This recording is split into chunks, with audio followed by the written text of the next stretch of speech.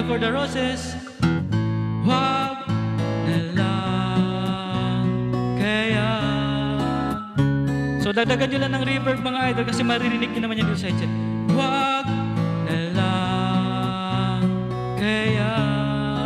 Maganda talaga kapag may reverb mga idol. Mapapaganda yung kanta ninyo. Nais ko ay